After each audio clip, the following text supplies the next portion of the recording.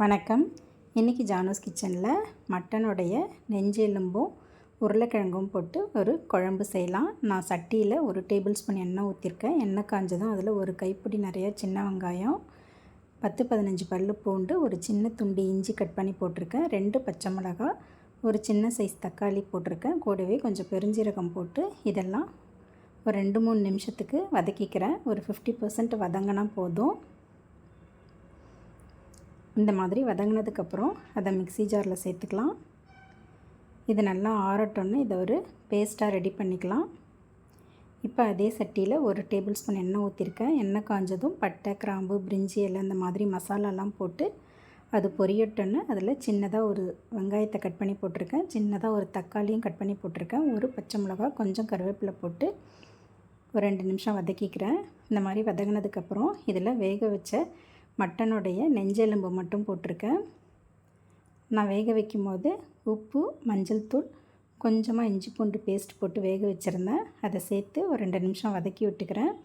இப்போ இந்த குழம்புக்கு தேவையான உப்பு சேர்த்துக்கிறேன். 2 சிட்டிகை மஞ்சள் தூள், காரத்துக்காக 1/2 ஸ்பூன் அளவுக்கு தனி மிளகாய் தூளும் 1 டேபிள் ஸ்பூன் அளவுக்கு குழம்பு மிளகாய் தூளும் சேர்த்துருக்கேன். சேர்த்து வதக்கி விட்டுக்கிறேன். இந்த மாதிரி ஒரு வாட்டி கலந்து விட்டுட்டு நம்ம அரைச்சி வச்ச பேஸ்ட் எடுத்து அதில் சேர்த்துக்கலாம். சேர்த்துட்டு மிக்ஸி ஜாரை கழுவி கொஞ்சமாக தண்ணியாக சேர்த்துக்கிறேன். இந்த மாதிரி தண்ணி சேர்த்துட்டு ஒரு வாட்டி கலந்து விட்டுக்கலாம். இப்போ இப்படி கலந்து விட்ட பிறகு நான் இதில் வேக வச்சு வச்சுருந்த உருளைக்கிழங்கு சேர்த்துருக்கேன். மீடியம் சைஸ் உருளைக்கிழங்கு ஒன்று வேக வச்சு வச்சுருந்தேன். அதை சேர்த்துட்டு இன்னமும் கொஞ்சம் தண்ணி சேர்த்து இந்த குழம்போட கன்சிஸ்டன்சியை கரெக்ட் பண்ணிக்கலாம். இப்போ நல்லா கலந்து விட்டுட்டு ஸ்டவ்வை மீடியம் ஃப்ளேம்லேயே வச்சு இதை ஒரு 5 நிமிஷத்துக்கு நல்லா கொதிக்க வச்சுக்கலாம். இந்த இஞ்சி பூண்டோட பச்சை வாசனைலாம் போகணும். இப்போ நல்லா கொதிச்சிடுச்சு. இதை ஒரு வாட்டி கலந்து விட்டுட்டு இதில் 100 ml அளவுக்கு தேங்காய் பால் சேர்த்துருக்கேன்.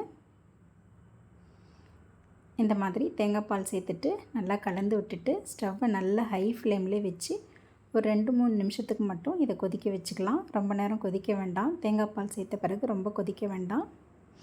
இப்போ நல்லா கொதிச்சிடுச்சு. ஸ்டவ்வை ஆஃப் பண்ணிவிட்டு இதில் கொத்தமல்லி தழை பொடியாக நறுக்குனதை கொஞ்சமாக தூவி விட்டுக்கலாம்.